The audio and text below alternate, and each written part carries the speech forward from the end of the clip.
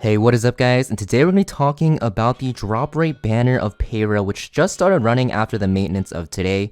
And you'll see at the bottom of your screen here, will be running for a week from the 22nd of June until the 29th. Now, Peira is a very powerful unit for PvP. If you guys are new to the game or are looking for PvE units, you definitely want to skip on this unit as well as her artifact Goblet of Oath, which we'll be talking about. Also, if you guys should be purchasing with your Powder of Knowledge, because Peira is going to be an exclusive PvP unit. Now, to see if she's worth pulling for, guys, let's actually look at her skills very quickly and see why she is so good in PvP. So, looking at her kit very quickly, her S3 is going to be a non-attack skill. So this will proc Celine's S2, Politis' S2, anything that actually works against non-attack skills, even like Winter's S2 as well, will actually activate after Peira uses her S3, so you have to keep that in mind. But this S3 will increase attack of everyone on her side for 2 turns besides herself, and also give Peira stealth, escort, and barrier for 3 turns. And this barrier will scale with Peira's level. It does not scale with HP, so the barrier's strength will actually be the same no matter what if you have her at level 60. But this skill is super powerful because it puts a very powerful damaging attack buff on all of your team.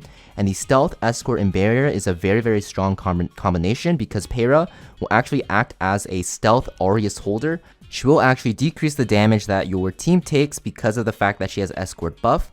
And because she is in stealth with the barrier, this is really strong because of the fact that she actually won't really be taking any damage, and you can't really focus her down even though she has escort buff because of that stealth and barrier. So the only real way to stop her is by dispelling her from these buffs so that you can actually focus her down. She can't absorb damage into that barrier for her team.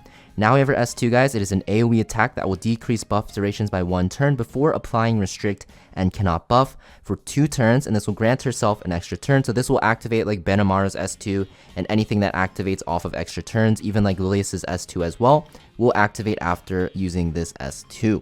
Next, we have Peira's S1, guys. It is a single target attack with a 40% chance to stun once you get this to +4.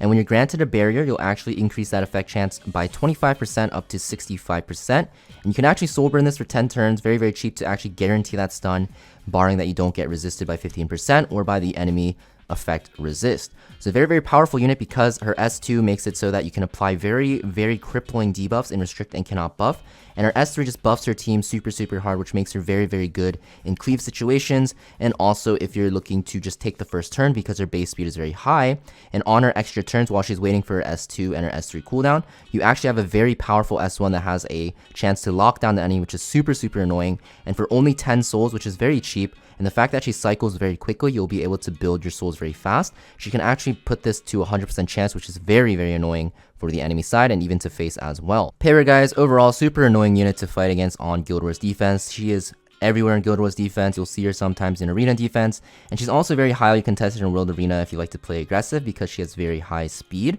The fact that her S2 and S3 can actually apply extremely powerful debuffs and also give her an extremely powerful buffing power to her team makes her very annoying because she also has stuns as well. And trust me, on defense teams, guys, when you fight Peira, this feels like it's 100% all of the time, so very annoying. I think this unit is definitely recommended if you want to play PvP, and if you are looking to find a good opening unit. She can be used in cleave, and she can also be used in bruiser style team comps because she is very tanky and can mitigate a lot of damage for your team. Now talking about her artifact, guys, Goblet of Oath. This is a very powerful thief artifact for Peira because it'll give her flat increased effectiveness, which is very good with her kit because she has so many debuffs. And also you'll see after using a non-attack skill, which in her case will be her S3, you'll decrease skill cooldowns by 1 turn, and this can only activate 3 times per battle.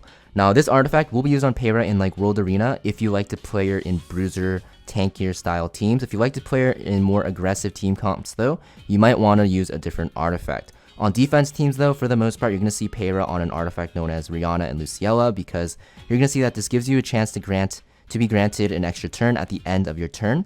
And this is very good because if you actually look at her S2 and S3, you will see that her S2 actually gives her an extra turn, and her S3 can activate after, so you have 2 turns to proc this artifact, which makes her super annoying. A lot of times in Guild Wars defense, you'll see her on this artifact, and she'll proc 3 turns and then get a stun off as well, which makes her extremely annoying to deal with, and a lot of times she messes with a lot of offense teams. I think this artifact, not really worth purchasing unless you want to play her in World Arena in a very specific team comp, which is going to be in like a bruiser tanky team comp where you're using Peira as a damage mitigator.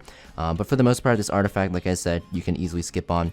And just Peira in general, I think she's very good for PvP, but keep in mind she's only going to be used if you like to have first turns, if you have good speed gear, and also if you like to cleave, and if you also have a certain role that you want her to fit into your bruiser team style. I think for newer players, you can easily skip this, but for older players, really up to you if you want to use her. If you guys are looking for a good turn 1 contester that has good cleave potential and also damage mitigation, this unit might be for you, and she also has that very good attack buff as well. That being said, I hope this video helped you guys out, guys, and good luck summoning if you do decide to summon for her. I will be releasing a video in the near future with Requiem Moana because I did recently pull her. It's very hard to build her, guys, but she looks very fun to use, so keep your eyes out for that. And I'll see you guys next time. Peace.